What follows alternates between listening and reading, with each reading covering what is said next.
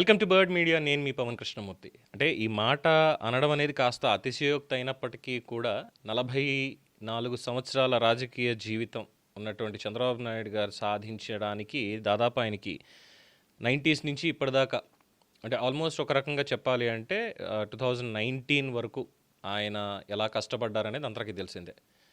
కానీ దాన్ని కేవలం ప్రతిపక్షంలో ఉన్నప్పుడు ఏం చేయలేదు. ఈ 2 ఏళ్ల వ్యవధి, అలాగే గతంలో ఐటీ మినిస్టర్గా పనిచేసినటువంటి కొద్ది కాలం, ఒక 4 ఏళ్ళు వేసుకుందామా, 40 ఏళ్లలో చంద్రబాబు నాయుడు గారు ఏదైతే సాధించగలిగారో 4 ఏళ్లలో లోకేష్ సాధిస్తున్నాడు అనే దానికి డెఫినెట్గా ఒక మాట అనుకోవచ్చు. అంటే తండ్రి సాధించడానికి మేబీ ఆ పరిస్థితులు, కాలమాన గమనాలు అన్నీ కూడా చూసుకోవాలనుకోండి. కానీ ఇప్పుడున్నటువంటి ఆ పునాది దగ్గర నుంచి మొదలు పెడితే చాలా వేగంగా ఆ మైలురాయిని దాటుతున్నాడు అనేటువంటిది, అంటే తండ్రిని మించి ముందుకు వెళ్తున్నాడు అనడంలో ఏమాత్రం అతిశయోక్తి లేదు. ఇదేం పొగడ్త కాదు, జరుగుతున్నటువంటి వాస్తవం అనడంలో కరెక్టే. ఎందుకనంటే ఆంధ్రప్రదేశ్ని ప్రపంచ పెట్టుబడుల గమ్యస్థానంగా తీర్చిదిద్దడానికి ఒక లక్ష్యంతో రాష్ట్ర ఐటీ అండ్ ఎలక్ట్రానిక్స్ అలాగే ఎడ్యుకేషన్ మినిస్టర్ నారా లోకేష్ చేపట్టినటువంటి దక్షిణ కొరియా పర్యటన అంతర్జాతీయ స్థాయిలో కూడా విశేషమైనటువంటి ఒక చర్చకు దారితీస్తోంది. గతంలో విదేశీ పెట్టుబడుల కోసం భారత రాష్ట్రాలు పోటీ పడేవి. ఇప్పుడు పరిస్థితి మారుతుంది. ప్రపంచ దిగ్గజ సంస్థల గుమ్మం దగ్గరికి స్వయంగా వెళ్ళి రాష్ట్ర బలం ఏంటి, అవకాశాలు ఏంటి, ప్రభుత్వం యొక్క నిబద్ధత ఏంటి, నిజాయితీ ఏంటి అనేది వివరించి పెట్టుబడులను ఆహ్వానించేటువంటి ఎకనామిక్ డిప్లొమసీ వైపు ఆంధ్రప్రదేశ్ అడుగులు వేస్తోంది. ఈ మార్పుకి ప్రతీకగా నిలుస్తోంది నారా లోకేష్ సౌత్ కొరియా పర్యటన. ఈ పర్యటన కేవలం మర్యాదపూర్వక సమావేశాలకే పరిమితం కాలేదు. దక్షిణ కొరియాలో ఉన్నటువంటి అత్యంత ప్రభావశీల పారిశ్రామిక సంస్థలు, గ్లోబల్ ఎలక్ట్రానిక్స్ తయారీ దిగ్గజాలు, automobile, semiconductor, green energy, human resource రంగాల ప్రముఖ సంస్థలతోటి వరుసగా భేటీలు కూడా నిర్వహిస్తూ ఆంధ్రప్రదేశ్ని పెట్టుబడులకు అత్యంత అనువైనటువంటి ఒక రాష్ట్రంగా ప్రపంచానికి పరిచయం చేస్తున్నారు నారా లోకేష్. ఈ పర్యటనలో అత్యంత ప్రాధాన్యత సంతరించుకున్నటువంటి అంశం దక్షిణ కొరియా ప్రధానమంత్రి కార్యాలయం పరిధిలో పనిచేసే ప్రముఖ పరిశోధనా సంస్థ Korea institute for international economics policy KIEP. దీనికి చెందినటువంటి India south Asia team head Kyung Hoon Kim ఆయన చేసినటువంటి ప్రశంసలు. తన అధికారిక సామాజిక మాధ్యమ వేదికలో economic diplomacy at full throttle అంటూ నారా లోకేష్ బృందాన్ని పర్యటనని ఆయన కొనియాడారు. ఇదే చాలా విశేషంగా మారింది. ఒక విదేశీ ప్రభుత్వ పరిశోధనా సంస్థలో కీలకమైనటువంటి బాధ్యతలు నిర్వహిస్తున్నటువంటి అంతర్జాతీయ ఆర్థిక నిపుణుడు స్వయంగా ఆంధ్రప్రదేశ్ ప్రభుత్వ పెట్టుబడి ప్రయత్నాలని ప్రశంసించడం, అంటే ఒక అత్యంత వేగంగా ఉన్నాయి వాళ్ళవి అంటూ ప్రశంసించడం అనేది ఇది సాధారణమైనటువంటి విషయం కాదు. ప్రపంచం మొత్తం కూడా ఈరోజు ఆంధ్రప్రదేశ్ వైపు చూసేటువంటి క్షణం. ఇది రాష్ట్ర పెట్టుబడి విధానాల మీద అంతర్జాతీయ స్థాయిలో పెరుగుతున్నటువంటి విశ్వాసానికి ఒక నిదర్శనంగా భావిస్తున్నారు. ఏపీ ప్రతినిధి బృందం ఒక్క నిమిషం కూడా ఎక్కడ వృధా చేయకుండా వరుసగా సమావేశాలు నిర్వహిస్తున్నటువంటి తీరు, పెట్టుబడిదారులకి రాష్ట్ర బలాలని సమగ్రంగా వివరిస్తున్నటువంటి విధానం, ప్రతి సమావేశాన్ని కూడా ఫలితాల దిశగా తీసుకెళ్తున్నటువంటి కృషిని ఆయన ప్రత్యేకంగా ప్రస్తావిస్తూ hats off to the team అంటూ కూడా అభినందించారు. ఇక దీంట్లో సౌత్ కొరియా పర్యటనలో లోకేష్ బృందం ప్రపంచ స్థాయి కంపెనీలైనటువంటి LG ఎలక్ట్రానిక్స్, శాంసంగ్, సాలమ్, APACT, బూయంగ్, హాసంగ్లతో పాటుగా అనేక ప్రముఖ సంస్థల ప్రతినిధులతో సమావేశాలయ్యాయి. ఈ సమావేశాల్లో ప్రధానంగా చర్చించినటువంటి అంశాలు ఆంధ్రప్రదేశ్లో పారిశ్రామిక విధానాలు, పోర్టుల కనెక్టివిటీ, విశాఖ చెన్నై పారిశ్రామిక కారిడార్ అవకాశాలు, శ్రీ సిటీ, ఓర్వకల్లు, కొప్పర్తి, అనంతపురం పారిశ్రామిక హబ్స్, ఎలక్ట్రానిక్స్ తయారీ విధానం, గ్రీన్ ఎనర్జీ అవకాశాలు, semiconductor ecosystem, is of doing business, speed of doing business, నైపుణ్యం కలిగినటువంటి యువశక్తి, ప్రభుత్వ సింగిల్ విండో వ్యవస్థ. ఈ అంశాలన్నింటినీ కూడా ప్రతి ఒక్కటి చిన్న పాయింట్ను కూడా వదలకుండా పవర్ పాయింట్ ప్రజెంటేషన్ తోటి అంతర్జాతీయ పెట్టుబడిదారులకు వాళ్ళు వివరించారు. ఇక ఈ పర్యటనలో అత్యంత ప్రాధాన్యం సంతరించుకున్నటువంటి సమావేశం LG గ్రూప్తో జరిగింది. ఇప్పటికే శ్రీ సిటీలో 5,001 కోట్ల పెట్టుబడితోటి LG ఎలక్ట్రానిక్స్ భారతదేశంలోనే తమ 3వ అతిపెద్ద తయారీ కేంద్రాన్ని నిర్మిస్తోంది. సుమారు 247 ఎకరాల్లో నిర్మితమవుతున్నటువంటి ఈ ప్రాజెక్టు కేవలం 14 నెలల్లోనే 75% పైగా పూర్తి కావడం పరిశ్రమ వర్గాలని కూడా ఆశ్చర్యానికి గురిచేస్తోంది. ఈ ఏడాది చివరి నాటికి కమర్షియల్ ఉత్పత్తి ప్రారంభం కాబోతున్న ఈ ప్లాంట్లో రిఫ్రిజిరేటర్లు, ఎయిర్ కండిషనర్లు, వాషింగ్ మిషన్లు, టెలివిజన్లు, కంప్రెషర్లు, మనకి కావాల్సిన రెగ్యులర్ యూసేజ్ ఐటమ్స్ అన్నీ కూడా ఇక్కడ తయారవబోతున్నాయి. కేవలం ఈ ఒక్క ప్రాజెక్టు ద్వారానే 1500కు పైగా ప్రత్యక్ష ఉద్యోగాలు, 5000కు పైగా పరోక్ష ఉపాధి అవకాశాలు, వందలాది అనుబంధ పరిశ్రమలు, దక్షిణ భారత ఎలక్ట్రానిక్స్ సప్లై చైన్కి సరికొత్త బలం లభించేటువంటి అవకాశం ఉంది. అలాగే ఈ ప్రాజెక్ట్ని విదేశీ కంపెనీల ముందు విజయవంతమైనటువంటి ఒక ఉదాహరణగా చూపిస్తూ ఆంధ్రప్రదేశ్లో మీరు పెట్టుబడి పెడితే ప్రాజెక్టులు ఎంత వేగంగా అమలవుతాయో అంటూ ప్రభుత్వం తరఫున నారా లోకేష్ టీం అక్కడ ప్రతి ఒక్కటి కూడా వాళ్ళకి వివరిస్తోంది. గతంలో ముఖ్యమంత్రి నారా చంద్రబాబు నాయుడు గారు కియా మోటార్స్ని అనంతపురానికి తీసుకొచ్చారు. సరే, హైలీ రెస్పెక్టెడ్ నేమ్, ఆ లెటరు ఇవన్నీ కూడా తర్వాత దేనికి వచ్చాయనేది అందరికీ తెలిసినటువంటిదే. దాన్ని పక్కన పెట్టేస్తే ఈ కియా మోటార్స్ని అనంతపురానికి తీసుకొచ్చి రాయలసీమ పారిశ్రామిక రూపురేఖలను మార్చింది మాత్రం ఖచ్చితంగా చంద్రబాబు నాయుడు అనడంలో ఏమాత్రం అతిశయోక్తి లేదు.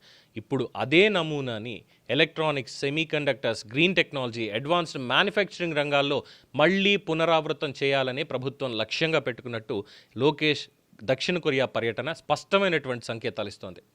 ఎల్జీ వచ్చిన తర్వాత దాని సప్లయర్ కంపెనీలు వచ్చినట్టే ఇప్పుడు మరిన్ని కొరియా సంస్థల్ని ఒకే ఎకోసిస్టమ్గా రాష్ట్రానికి తీసుకురావాలి అన్నదే ప్రభుత్వ వ్యూహంగా కనిపిస్తోంది. ఇక్కడ ఈ పర్యటన కేవలం పెట్టుబడులతోనే ముగిపోదు. రాష్ట్ర యువతకి దక్షిణ కొరియా కంపెనీల్లో ఉద్యోగ అవకాశాలు, స్కిల్ డెవలప్మెంట్, హ్యూమన్ రిసోర్స్ భాగస్వామ్యాల మీద కూడా ప్రత్యేకమైనటువంటి చర్చలు జరిగాయి. అంతర్జాతీయ పరిశ్రమలకు అవసరమైనటువంటి నైపుణ్యాల ప్రకారం ఆంధ్రప్రదేశ్ యువతకి శిక్షణ ఎలా ఇవ్వాలి, ఉద్యోగ కల్పన మీద కూడా ప్రభుత్వం తీవ్రంగా దృష్టి సారిస్తోంది. ఇక ఈ పర్యటనలో జూలై 10వ తేదీన సియోల్లో లోట్టే హోటల్ క్రిస్టల్ బాల్రూమ్లో Andhra Pradesh south Korea business forum నిర్వహించబోతున్నారు. AP economic development board, confederation of Indian industry CII, భారత రాయబార కార్యాలయం సంయుక్తంగా నిర్వహిస్తున్నటువంటి ఈ రోడ్ షోలో దక్షిణ కొరియాలో ఉన్నటువంటి అనేక ప్రముఖ సంస్థలు కూడా ఇందులో పాల్గొనబోతున్నాయి. ఈ సమావేశాల ద్వారా రాష్ట్రానికి మరిన్ని పెట్టుబడి ఒప్పందాలు కూడా కుదిరేటువంటి అవకాశాల మీద పరిశ్రమ వర్గాలు ఆశాభావాన్ని వ్యక్తం చేస్తూ ఉన్నాయి. ప్రపంచ పెట్టుబడుల పోటీలో ప్రస్తుతం దేశాలు మాత్రమే కాదు, రాష్ట్రాలు కూడా పరస్పరం పోటీ పడుతున్నాయి. ఒక కంపెనీ పెట్టుబడి అంటే కేవలం అదొక ఫ్యాక్టరీ మాత్రమే కాదు, దాని వెనకాల వేలాది ఉద్యోగాలు, అనుబంధ పరిశ్రమలు, స్థానిక వ్యాపారాల అభివృద్ధి, ఎగుమతులు, సాంకేతిక పరిజ్ఞానం, అంతర్జాతీయ గుర్తింపు, ప్రభుత్వ ఆదాయం ప్రతి ఒక్కటి కూడా దీంట్లోకి వస్తాయి. అందుకే ప్రపంచ కంపెనీలను ప్రత్యక్షంగా కలవడం, వాళ్ళ సందేహాల్ని నివృత్తి చేయడం, ప్రభుత్వ నిబద్ధతని వివరించడం అనేది ఇప్పుడు అత్యంత కీలకంగా మారింది. ఈ పర్యటనలో అత్యంత ముఖ్యమైనటువంటి విషయం ఒక పెట్టుబడి ఒప్పందం మాత్రమే కాదు, ఆంధ్రప్రదేశ్ అనేటువంటి ఒక బ్రాండ్ని ప్రపంచ పెట్టుబడిదారుల ముందుకు తీసుకెళ్లడం. అదేంటి, ఆంధ్రప్రదేశ్ అనేటువంటి బ్రాండ్ మనకి ఆల్రెడీ ఉమ్మడి ఆంధ్రప్రదేశ్ అనేటువంటి బ్రాండ్, అంటే ఐటీ పరంగా చూసుకున్నప్పుడు, విదేశీ పెట్టుబడులు అనేది చూసుకున్నప్పుడు ఉమ్మడి ఆంధ్రప్రదేశ్ అనే బ్రాండ్ హైదరాబాద్ కానీ గ్లోబల్ మార్కెట్లో ఎప్పుడో మనం సెటిల్ చేశాం కదా, ఎప్పుడో మన ముద్ర ఉంది కదా. మళ్ళీ ఇప్పుడు సరికొత్తగా ఆంధ్రప్రదేశ్ అనేటువంటి బ్రాండ్ని ప్రపంచ పెట్టుబడిదారులకి ముందుకు తీసుకెళ్ళాలి అంటే మన బ్రాండ్ లేదా అన్నటువంటి అనుమానం రావడం అనేది చాలామందికి సహజం.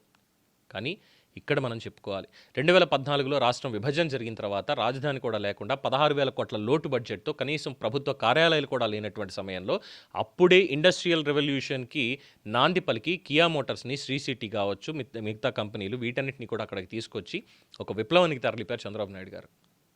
దావోస్ పర్యటనలో అంటే ఏదో వెళ్ళడం రావడం కాదు, ఆంధ్రప్రదేశ్ అనేటువంటి బ్రాండ్ని అక్కడ ఎస్టాబ్లిష్ చేయడం, అమరావతి అనే బ్రాండ్ని అక్కడ ఎస్టాబ్లిష్ చేయడం, ఇవన్నీ కూడా చేశారు. మన అరకు కాఫీ ఈరోజు ప్రపంచవ్యాప్తంగా కూడా ఒక బ్రాండ్ అవుతుంది అంటే దానివల్లే జరిగింది, రైట్. ఇక 2019 నుంచి 2024 మధ్యకాలంలో ఆంధ్రప్రదేశ్ బ్రాండ్ అంటే కూల్చివేతలు, తగాదాలు, తప్పుడు ఆరోపణలు, 3 రాజధానులు, ఇంకా ఇలాగే జరిగాయి. అంతకు మించినటువంటి అభివృద్ధి కానీ, కంపెనీలు రావడం కానీ ఏదీ లేదు.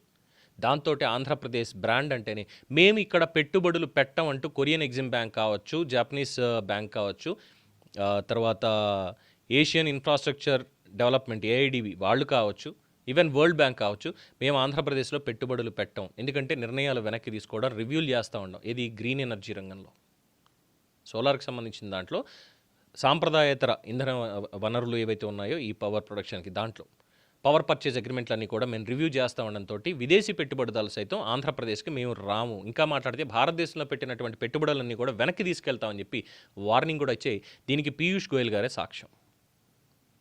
అందుకని మళ్ళీ ఇప్పుడు పెట్టుబడిదారుల నమ్మకాన్ని మనం సంపాదించుకోవాలి. అందుకు ఆంధ్రప్రదేశ్లో ఏం జరుగుతోంది, మనం ఇక్కడ ఏం చేస్తున్నాం, సింగిల్ విండో ఏంటి, స్పీడ్ ఆఫ్ డూయింగ్ బిజినెస్ ఏంటి, ఈజ్ ఆఫ్ డూయింగ్ బిజినెస్ ఏంటి, ఇవన్నీ కూడా ఒక్కొక్కటి కూలంకషంగా వాళ్ళకి వివరిస్తూ ఆంధ్రప్రదేశ్ అనే బ్రాండ్ని ప్రపంచ పెట్టుబడిదారికి ముందు నమ్మకంగా మరింత దృఢంగా తీసుకెళ్లడం అనేది. అంతర్జాతీయ ఆర్థిక నిపుణులు, విదేశీ పరిశోధనా సంస్థలు, ప్రపంచ దిగ్గజ కంపెనీలు రాష్ట్రాన్ని గమనించడం కనుక ఇప్పుడు ప్రారంభిస్తే అది భవిష్యత్ పెట్టుబడులకి బలమైనటువంటి ఒక పునాది అవుతుంది. ఇందాక చెప్పుకున్నదే, ఒకప్పుడు ఐటీ రంగంలో హైదరాబాద్ ఎలా ప్రపంచ గుర్తింపు తెచ్చుకుందో, ఇప్పుడు ఎలక్ట్రానిక్స్ తయారీ, green energy, semiconductors, hi-tech manufacturing అన్ని రంగాల్లో కూడా ఆంధ్రప్రదేశ్ని అంతర్జాతీయ పెట్టుబడి కేంద్రంగా నిలబెట్టాలి అన్నటువంటి లక్ష్యంతో ప్రభుత్వం ఇక్కడ అడుగులు వేస్తోంది. నారా లోకేష్ నేతృత్వంలో ఈ దక్షిణ కొరియా పర్యటన ఆ దిశగానే మరొక కీలక అధ్యాయంగా మారింది. అంతర్జాతీయ వేదికల మీద ఆంధ్రప్రదేశ్ బ్రాండ్ విలువని పెంచుతూ ప్రపంచ పెట్టుబడిదారుల్లో విశ్వాసాన్ని బలోపేతం చేస్తూ రాష్ట్ర యువతకి ఉపాధి అవకాశాల ద్వారా సరికొత్త ద్వారాలు తెరవాలి అనేటువంటి ఒక లక్ష్యంతో సాగుతున్నటువంటి ఈ ఎకనామిక్ డిప్లొమసీ రాబోయే సంవత్సరాల్లో రాసిపెట్టుకోండి, రాబోయే సంవత్సరాల్లో ఆంధ్రప్రదేశ్ పారిశ్రామిక భవిష్యత్తుని ఎంత మేర ప్రభావితం చేస్తుంది అన్నదే ఇప్పుడు అక్కడ అందరి దృష్టిని కూడా ఆకర్షిస్తోంది. ఇంతకు మించింది ఏం కావాలి? నారా లోకేష్ కృషి ఖచ్చితంగా 100% no doubt in that. Nara Lokesh కృషి అనేది అడుగడుగునా కూడా దీంట్లో కనిపిస్తోంది. దానికి తగ్గట్టుగానే ఇక్కడ చంద్రబాబు నాయుడు గారు, పవన్ కళ్యాణ్ గారు వారి ఆలోచన, వాళ్ళ ఆచరణ ఇవన్నీ కూడా బ్రాండ్ ఆంధ్రప్రదేశ్ని, అందుగా పెట్టుబడిదారులకి ఎలాగ ఇక్కడ వాళ్ళకి నమ్మకం, వాళ్ళకి ఒక సెక్యూరిటీ ఎలా ఇవ్వాలనేది వీళ్ళిద్దరూ కష్టపడుతున్నారు. వీళ్ళ సారథ్యంలో నారా లోకేష్ ఎట్టి పరిస్థితుల్లో ఒక్క అవకాశాన్ని కూడా వదలడానికి వీల్లేదు అని చెప్పి వెంటాడుతున్నాడు, వెళ్ళిపోతున్నాడు, వాళ్ళ దగ్గరికి తీసుకుని వస్తున్నాడు. మరి సమర్థించాలి కదా. పొరపాట్లు ఉన్నాయి, ఖచ్చితంగా అనేక రంగాల్లో అనేక విషయాల్లో పొరపాట్లు ఉన్నాయి. ప్రభుత్వం వాటిని కూడా సరి చేసుకుని తీరాలి. ఒక స్థిరమైనటువంటి అభివృద్ధిని కానీ, సంక్షేమాన్ని కానీ, ఒక ఎకోసిస్టమ్ని మీరు ఎస్టాబ్లిష్ చేయాలి అనుకున్నప్పుడు వాటి మీద కూడా ఏవైతే పొరపాట్లు ఉన్నాయో వాటి మీద కూడా దృష్టి సారించాలి, వాటిని కూడా క్లియర్ చేయాలి. So hats off to Nara Lokesh. Definitely he deserves this elevation. ఈ ఎలివేషన్కి ఖచ్చితంగా హీ డిజర్వ్స్.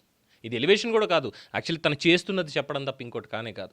అండ్ ఈ పర్టికులర్ అంశంలో మాత్రం డెఫినెట్గా చంద్రబాబు నాయుడు గారు 40 ఏళ్లలో ఏదైతే ఆయన సాధించారని అనుకుంటున్నారో 4 ఏళ్లలో లోకేష్ దానివైపు ఇంకా బలంగా అడుగులు వేస్తూ తండ్రిని మించిన తనయుడిగా పేరు తెచ్చుకోవడం అనేది మాత్రం నిజంగానే అభినందించదగినటువంటి విషయం. దీని మీద మీ అభిప్రాయం తెలియచేయండి. చూస్తూనే ఉండండి ది బర్డ్ మీడియా. ఈ వీడియో మీకు నచ్చినట్లయితే లైక్ చేయండి, షేర్ చేయండి, సబ్స్క్రైబ్ చేయండి. మరిన్ని అప్డేట్ల కోసం మా వాట్సాప్ ఛానల్ను ఫాలో చేయండి.